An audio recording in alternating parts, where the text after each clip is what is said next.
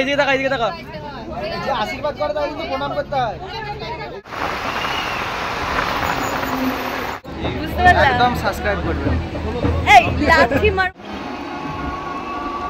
Hello everyone, welcome back to my channel Mouparna Dutta. তো তোমরা সবাই কেমন আছো? আই হোপ তোমরা সবাই খুব ভালো আছো। তো ভালো থেকো, সুস্থ থেকো।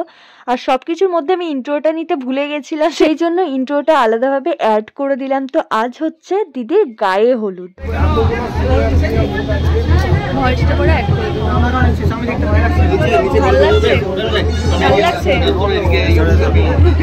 আর দেখতেই তো পাচ্ছ ওখানে কতটা চেঁচামেচি হচ্ছে, তো সেই জন্য আমাকে ভয়েসটা আলাদাভাবে আবার কেটে কেটে অ্যাড করতে হচ্ছে, কারণ তোমরা সমস্ত কিছু শুনতে পাবে না। তো সেই জন্য অ্যাড করে দিলাম। আর এটা হচ্ছে আমার লুক, আর পেছনে দেখো কৌশিকও দাঁড়িয়ে আছে, তো ওর লুকটাও দেখিয়ে দিলাম। এখন যে সমস্ত রিচুয়ালগুলো হয় গায়ে হলুদের, হলুদ ঠেকানো থেকে শুরু করে আরও অনেক কিছুই আছে, তো সেগুলোই হচ্ছে, মানে সেগুলো এখন স্টার্ট হয়নি, হবে এবার।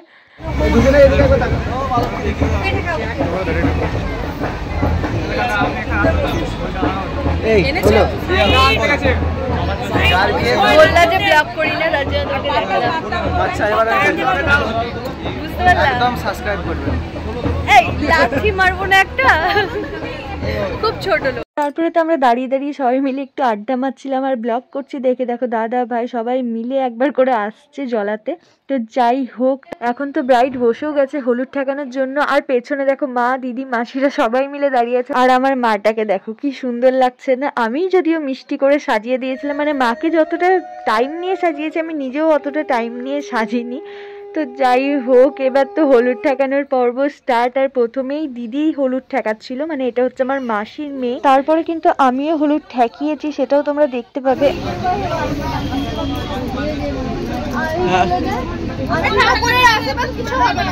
হ্যাঁ ঠিক আছে, হ্যাঁ প্রণাম করে নিস। খুব সুন্দর। এইদিকে তাকা, এইদিকে তাকা। আশীর্বাদ করে তাই কিন্তু প্রণাম করতে হয়। এইদিকে দেখো, এইদিকে দেখো, এইদিকে দেখো, ধরে দেখো। তখন পোজ দিছিস ভালো, হাসি হাসি। ছোট লোক তোমরা। এবার ভালো আছে।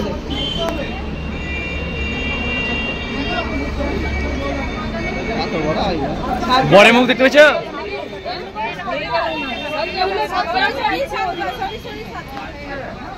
বড় মুখ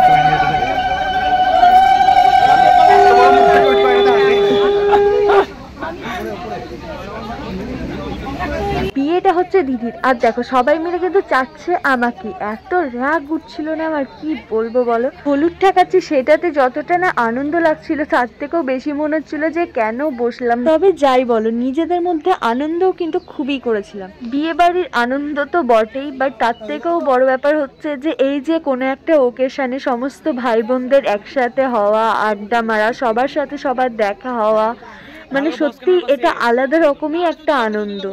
তো যাই হোক, হলুদ ঠেকিয়ে তো আমি উঠে যাচ্ছিলাম, বাট ক্যামেরাম্যান গুলো বললো আরেকবার বসো, ছবি তুলবো, তো সেই জন্য আবার বসলাম। তারপরে তো সমস্ত রিচুয়াল হওয়ার পর এখানে আবার ফটোশুট চলছিল।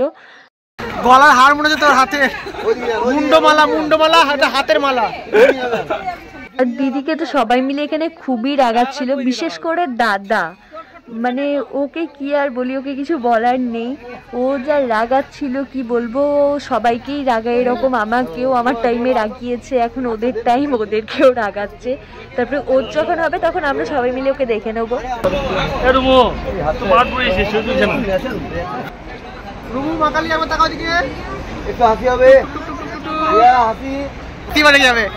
এবার মাসি আপনি রাখবেন না, এখন রাখলে হবে না, বিয়ে দিচ্ছ।